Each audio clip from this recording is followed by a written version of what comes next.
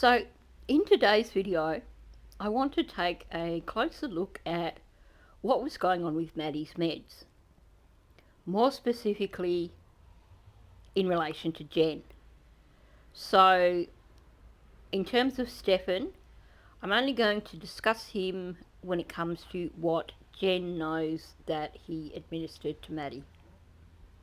So we know that he was doing some rather interesting Google searches, but for the point of this video, I'm not going to touch on that because what I want to look at today is specifically Jenn's culpability.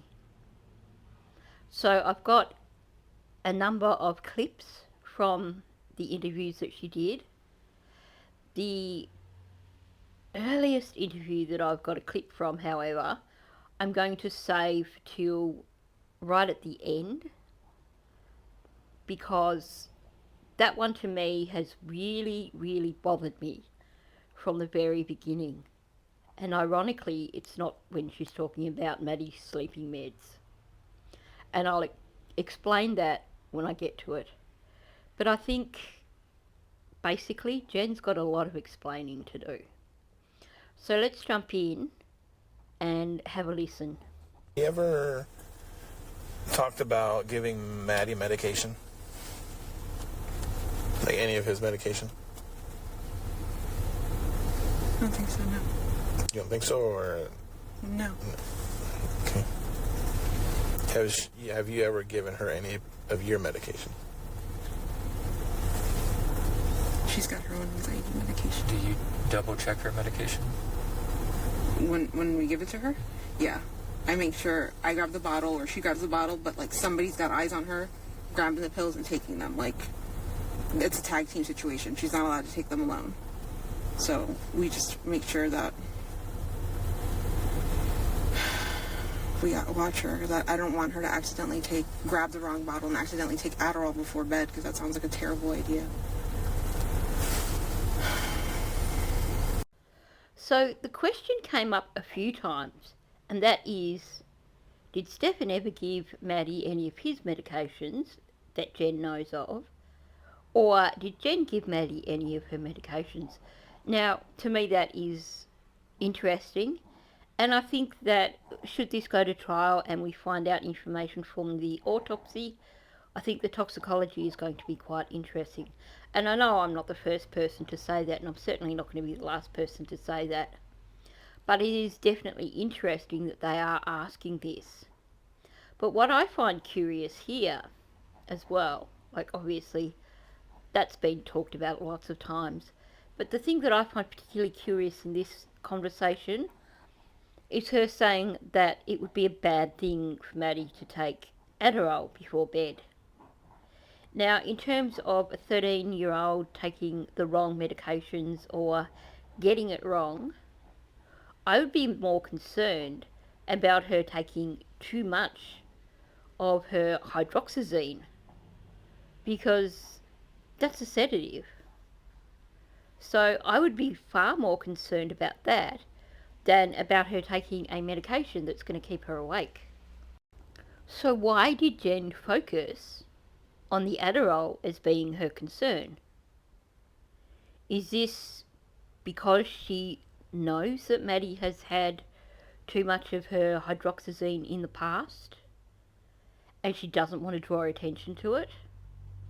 Because to me it sounds like she's sort of going, well, look over there, don't look here, look over there.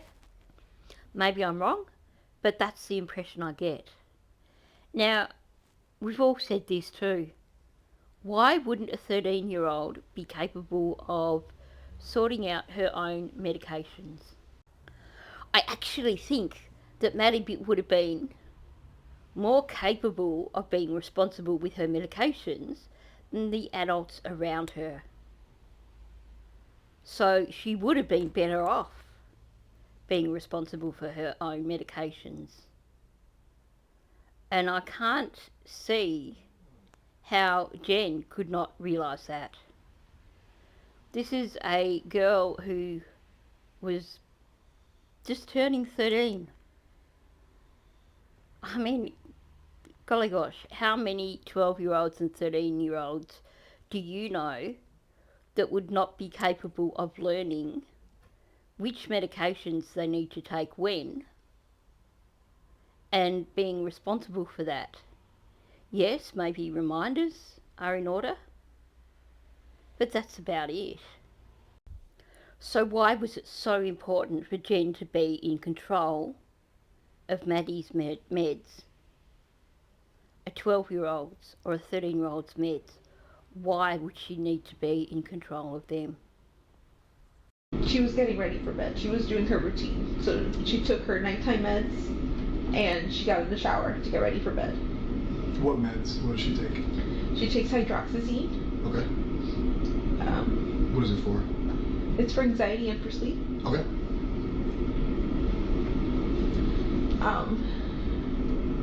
Now, could she take that by herself, or would he have given that to her? I think she took it by herself. She got home and she had already taken it. How do you know that? That's what he told me. That's what he told you. Okay. He was there when you got home? You got home, they were already at the apartment? Okay.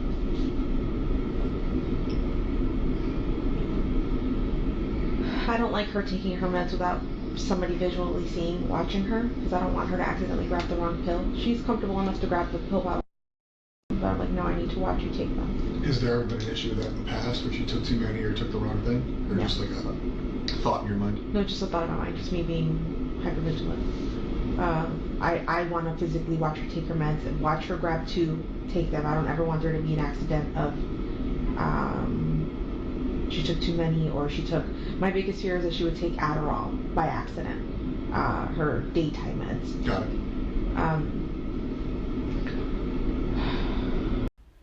She's definitely sticking to a script there.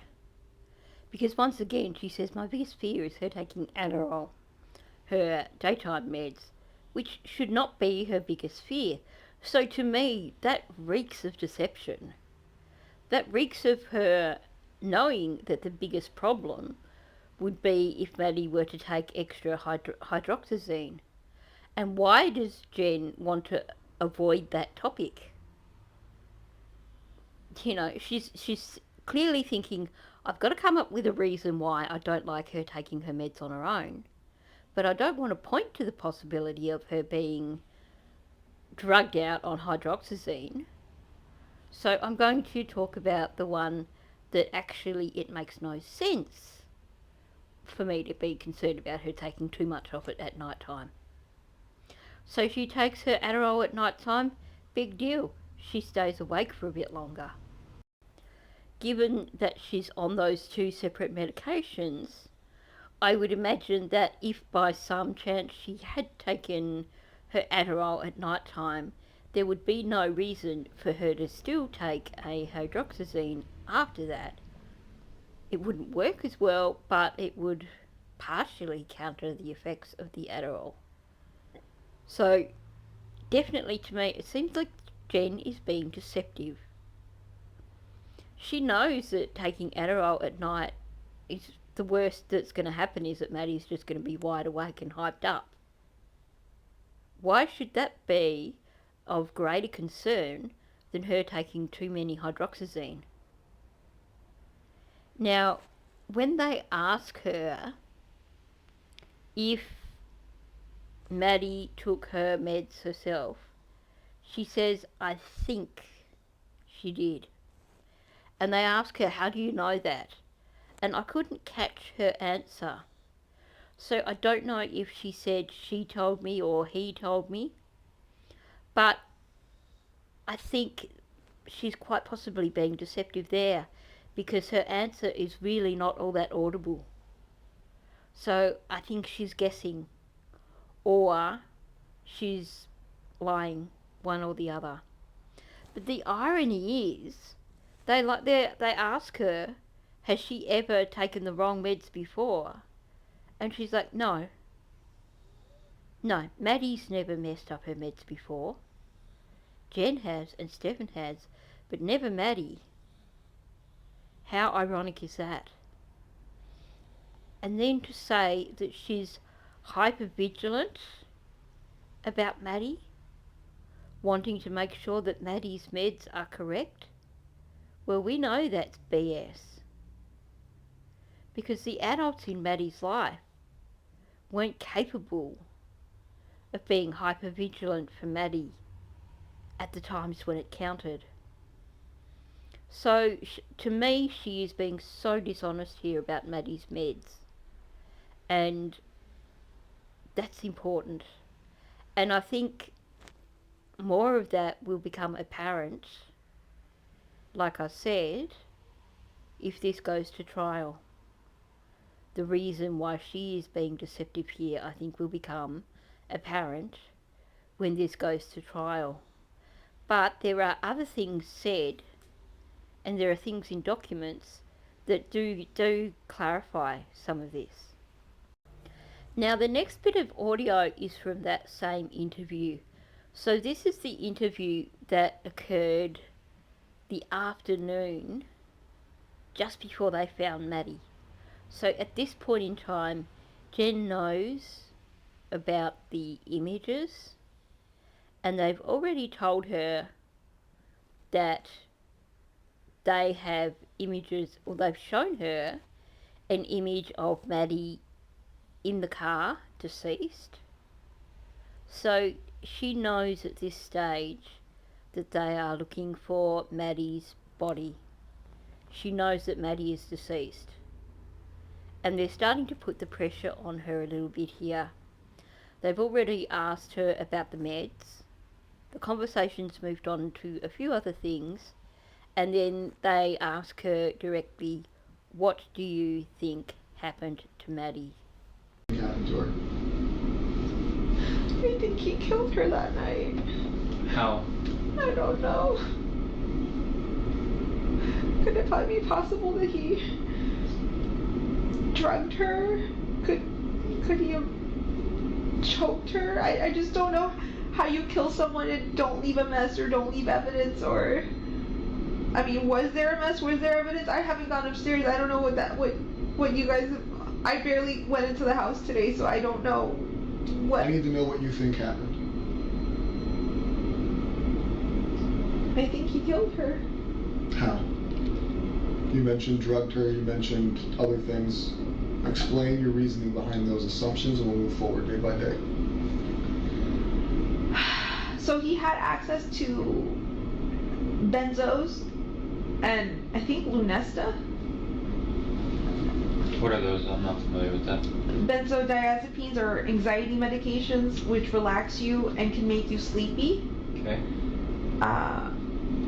And Lunesta, I think, is a sleeping medication, like for insomnia. So I don't know if it's possible he gave her something and she was drugged. In those photos that you showed me where you're saying she's dead, maybe she was drugged. But if she is dead and it was done upstairs, I could just only imagine that he choked her. I don't know how else you would kill someone and not leave a mess. Now, this is the interview where they have shown her the images of Maddie and told her that Maddie's not sleeping in those images. She should be still trying to process that. She should be a basket case, and her brain should be completely refusing to function. Especially given that she likes to blame everything on her meds. And when she's struggling usually to give an answer, it's because of her meds. And yet now, even with her meds, with this added trauma on top, suddenly she can comprehend the notion that her ex-boyfriend has done something to her daughter. And from that, she can even speculate that he must have choked her or given her drugs, and that he has access to these drugs that are sedatives. That's huge to me. When they ask her why she thinks that, she says quite confidently, because there's no evidence and there's no mess. And then she catches herself and says, well, I don't know because I haven't been upstairs. So, was there evidence? Was there any mess? I call BS on that completely. Sounds to me like she knows full well. Sounds to me like she's been upstairs, and I'm going to look at that in another video. But sounds to me like she knows precisely how her daughter died. Now, like I said, I believe that when this goes to court, the toxicology is going to be very interesting. And I think we are going to see that Maddie was drugged. We know that saying that he choked her is pretty damn close to the truth. Choked and strangled, same effect. But here's the difference for me. When someone refers to someone choking someone, there can be those connotations of it being occurring in a, let's say, recreational setting. Is this something that used to go on between Jenn and Stefan? And is this what she's speculating? Because if that is it, if she's speculating that he's choked Maddie, and she's basing that on activities that Stefan likes to do with females, then that could be a major admission of guilt. I would expect someone to say strangled, not choked, unless they are thinking it has accidentally occurred during certain activities. So saying it that way because I don't want to trigger people, but I just think it's a major differentiation there. But she seems so ready to accept these things. This from a woman whose brain supposedly doesn't work properly because she's so heavily medicated. Her brain should be refusing to give any information. She should be almost catatonic right now because she's just been shown an image of her deceased child. But instead, she is able, without hesitation, to say that she believes that he choked her or he drugged her. Well, I think she puts drugged first. I can't help but think that she does have some guilty knowledge there. I suspect that she knows precisely what happened. And I think, like I said, they are focusing so much on Maddie's meds and asking so many questions to do with meds. And then Jenn comes out with this. To me, there's red flags all over the place here. Now, the next two clips are actually from the derivative immunity interview. So, we're expecting here for Jenn to tell the truth. Because she's been cautioned, she's been told that, you know, she has to tell the truth here. So long as she's telling the truth, she can't be prosecuted for anything that she says here that may perhaps contradict anything that she's said in the past. There's a lot of things in that interview that they don't touch on, which I think is quite significant, and I'm going to cover that in another video. But in this video, I'm just going to look at the things that have been said here in relation to Maddie's meds to see what Jenn has to say at this point. And my understanding with her nighttime medication is that's something that you would like to make sure she had bedtime or so? Something like that, yeah. So were you present for that occurring, or did that occur after you got home? That did not occur on my call. I believe I had instructed Maddie when she got home to go ahead and take them herself. Okay. And is that something that she's allowed to do? From time to time, yeah. Now, this time round, she doesn't directly say that Maddie took her meds herself. She started saying, I believe, and I think she was probably going to say, I believe that such and such, either Maddie took her meds or Stefan gave her her meds. But she catches herself. So whatever it is she was going to say, she doesn't say because obviously she's been warned about lying. That's interesting because in the previous interview, she was quite evasive over whether or not it was Maddie or Stefan that was responsible for those meds. So something significant occurred with relation to Maddie's meds. That's what I believe. When you say they, is there, what my understanding was there was some hydroxyzine. Is there anything else she takes at night? Just hydroxyzine. All right. And the Miralax is when? Miralax is... So that would have been earlier while you were at work too if she took it? Yeah. May not have because she was at the party? Yeah, because I had been training at work that week and we had been going back and forth with my mom's a lot, the Miralax wasn't consistent. Okay. Now, what is really significant here, like I mentioned before, when you listen to this interview on the 18th of April, what's really significant is the things that they don't ask Jenn. It's actually a shorter interview than some of the other interviews. It only runs for about an hour and 20 minutes. And here, right here, is one of the things they don't ask her.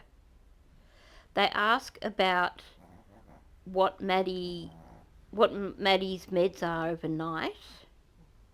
Jenn starts saying in terms of I believe, as in she believes that we don't know, but either she believes that Maddie took them or she believes that Stefan gave them to her. But the question is not asked, did Maddie take her meds herself or did someone else give them to her? The only information they've sought is that Maddie's meds were not given to her by Jenn on that evening, basically.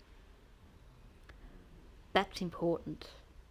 I think there's a good reason why they're not wanting Jenn to answer that question during that specific interview. Because remember, anything that she tells them in that interview that they are not able to discover for themselves separately in that interview means that they can't hold it against her. So by not questioning her about who gave Maddie her meds that night, they're avoiding an important question. Is this something that they can come back and use against Jenn at a later date? Did Madeline ever have like effects from taking the hydroxyzine in the morning? Like still be kind of sluggish? Yes. How often would that occur? Was that like every morning or not every morning? Not every morning. If we happen to give her her medication later than normal than routine, that would happen. But, Okay.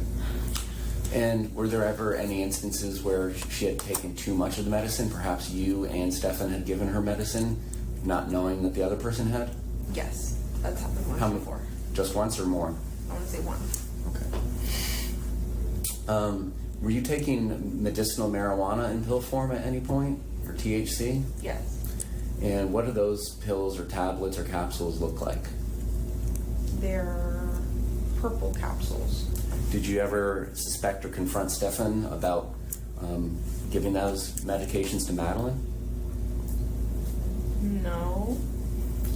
So during this incident where Madeline had been double dosed with hydroxyzine, do you recall any conversation you had with Stefan and inquiring as to whether or not he had accidentally given her any of your THC? That hadn't occurred to me. I had asked him the day that, the one morning Maddie wouldn't wake up and get ready for school, and she was just out of it.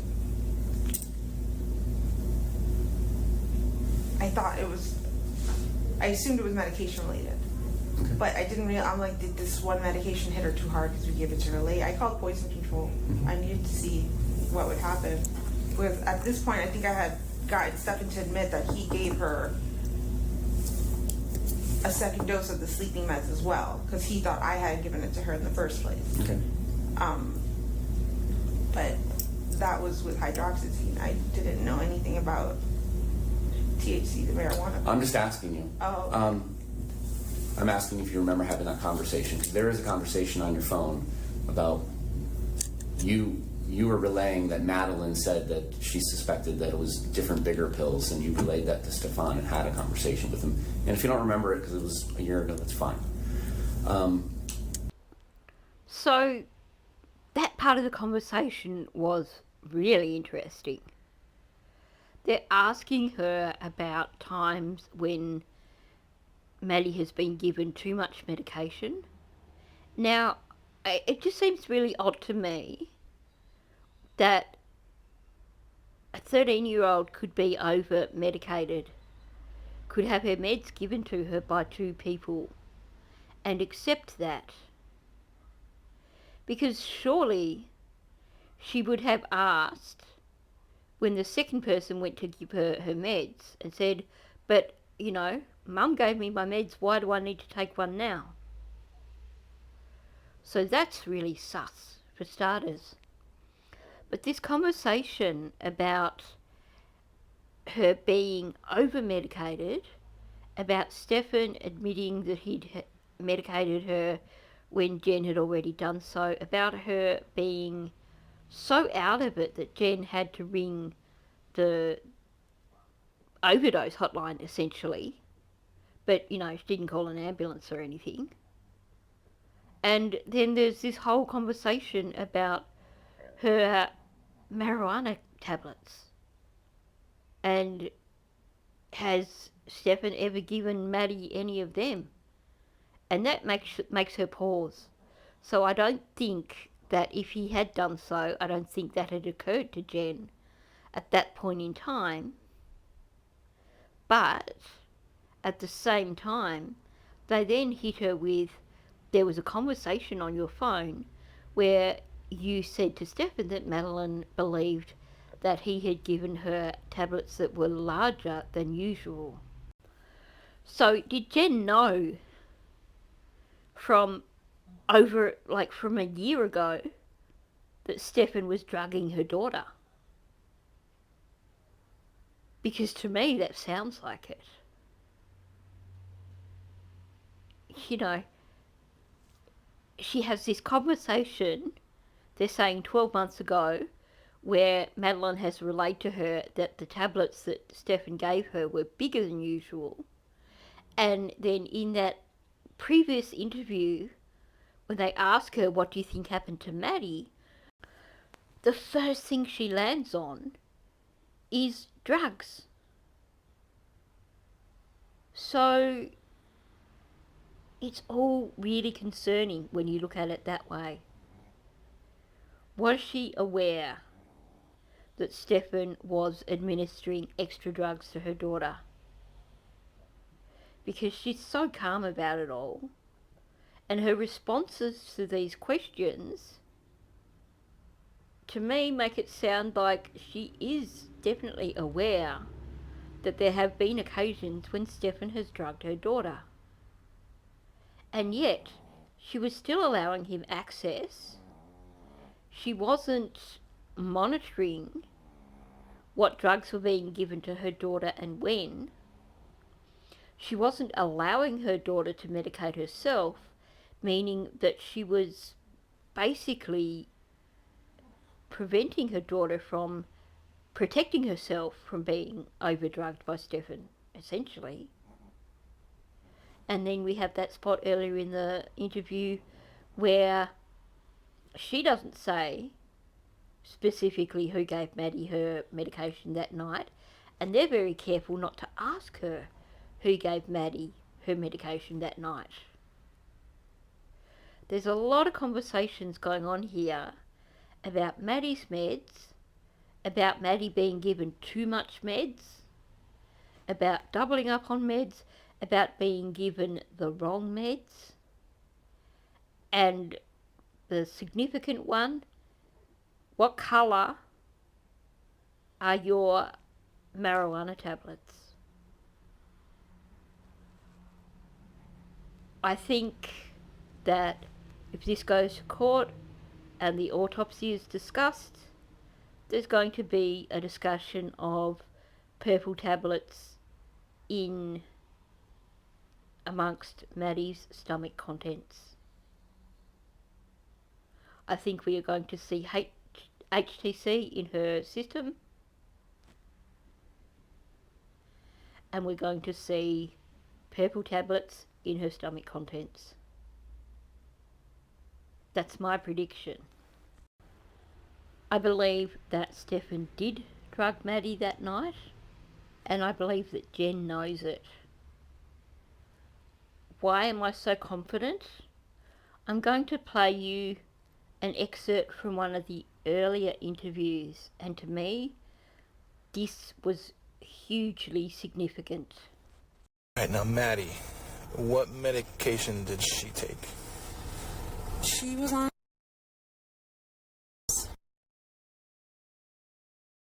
and anxiety medication. So that, because she suffers from really bad GI issues, she's constantly constipated. What else? She had an asthma inhaler.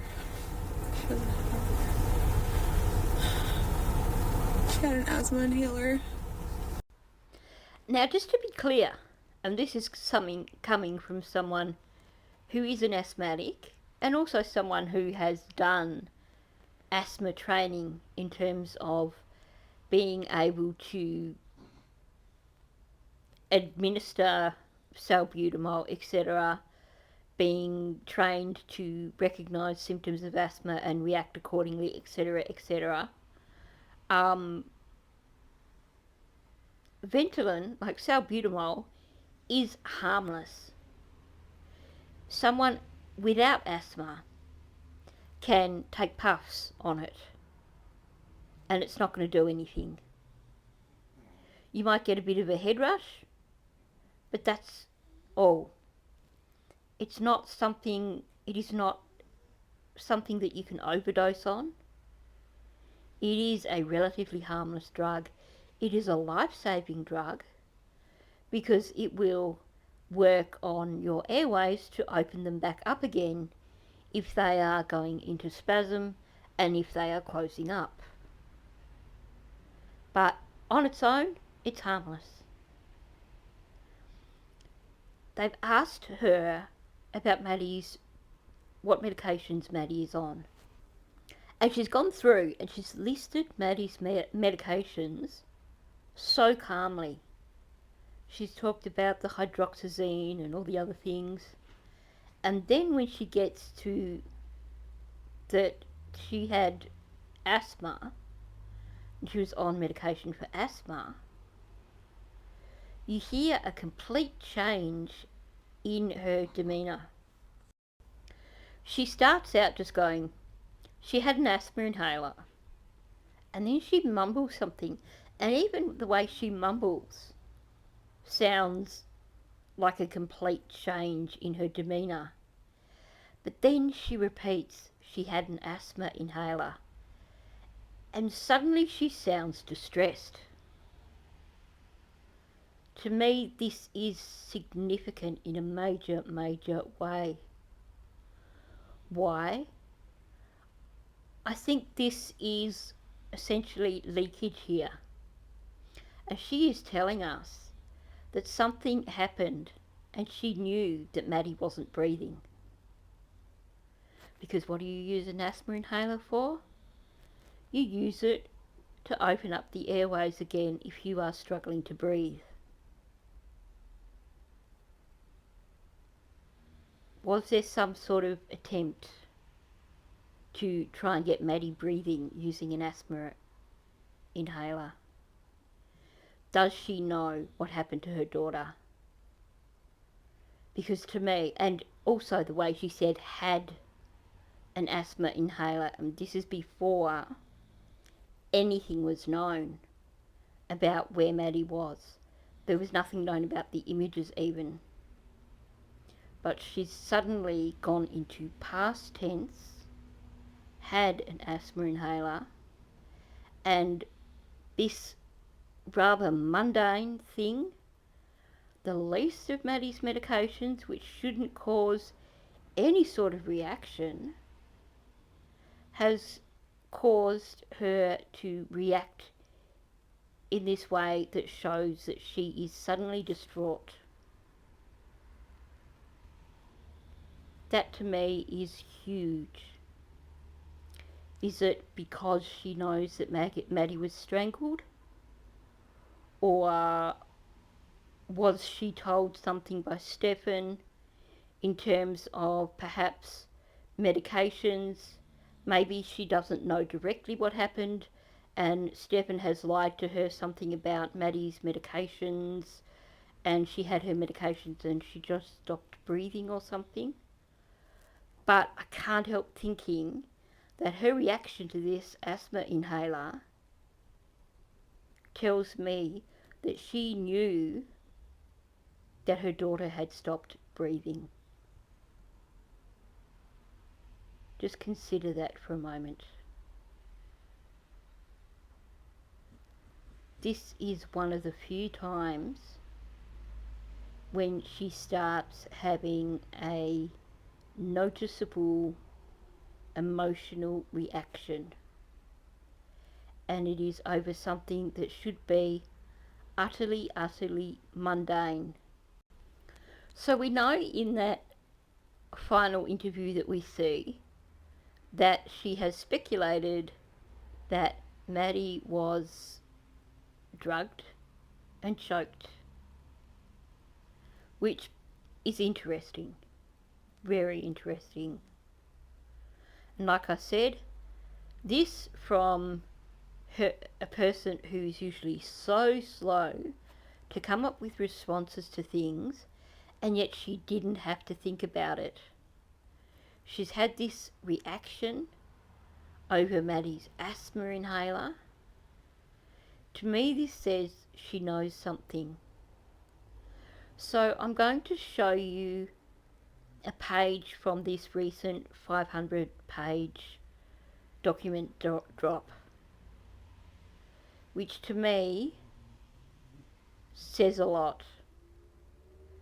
And I think this also is going to point towards possible future charges for Jenn, because this is not something that they spoke about in that interview, in that derivative use interview, meaning I think they want to keep this up their sleeve.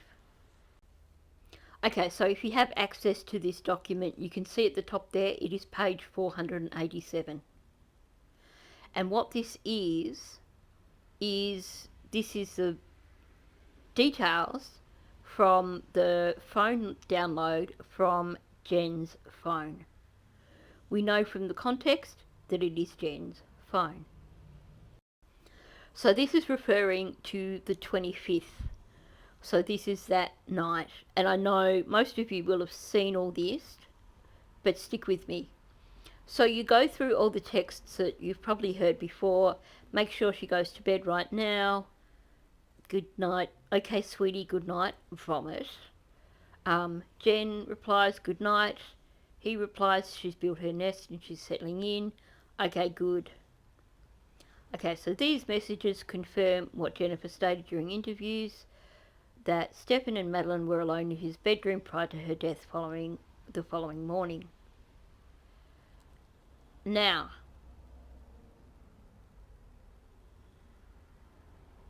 having a look at the bottom paragraph, blink and you could almost miss it. So they're still talking about her phone, saying that she put her phone on the wireless charger at just before midnight. set an alarm to go off at 9, then all yada yada yada. This is consistent with her daily activities, yada yada yada. Then going to the third line from the bottom, there were several other messages between her and Stefan regarding Madeline sleeping in the same room together. Here's the clincher. There was also text messages between Stefan and Jenn claiming Stefan gave Madeline an extra dose of her medication when it was not necessary. Now, if I'm looking at the context of this, I would take this as being in the context of discussing the events of that night. Did he message Jenn and say that he'd given her an extra dose of her medication? Or are they referring to that other incident that the detectives brought up in this interview? It's not really clear here, but if I look at it in grammatical terms, the fact that it is included in the same paragraph, the fact that it is in line with all the other things that are listed, that makes me question whether it really was referring to that evening beforehand. Did Stefan give Maddie an extra dose of medication and Jenn knew about it? Now, like I said, we know that the cause of death was strangulation. But is it possible that Maddie was also drugged, overly medicated? And is it possible that Jenn knew this? Why did she have such a strong reaction when she was talking about Maddie's asthma inhaler? To me, every time I hear that, it just gives me chills. It really does. Because there's not the time to be having a major emotional reaction. Especially not when she's reeling off everything like a narrative. When she's giving these narratives, she's usually quite straight through. She has her narrative memorized, and when she's going through the actual narrative, you don't hear emotion from her. Except here, we're suddenly talking about Maddie's asthma medication. She starts to lose it. Now, there's nothing solid in the interviews that we've seen so far, or in the documents that have been released, that would definitively point to Jenn having guilty knowledge or having involvement. But I think from the things that she's said, from the things that she's not said, and from her reaction over the asthma medication, to me that's the biggest red flag of all.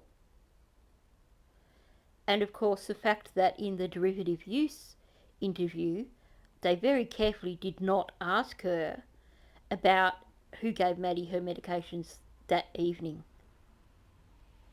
There's a lot here that to me suggests that while we know that the cause of death for Maddie was strangulation, I believe that we are going to find out that one of the contributing factors in all this was that she was drugged.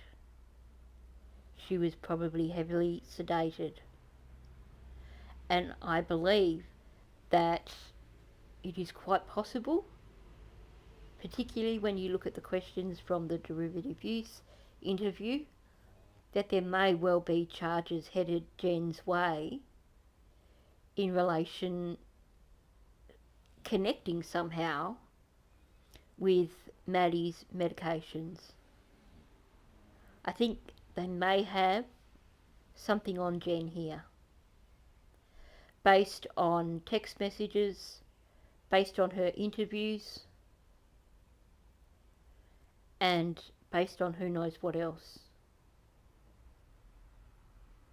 But to me, the things that I've looked at here, and I know we've looked at these a lot, but these things to me point to the possibility of guilty knowledge. So, thanks for listening. If you're new to my channel, please subscribe. Also, please hit the like button. YouTube likes it when you do that, and it helps get my videos seen by more people. Also, I love hearing people's thoughts on this.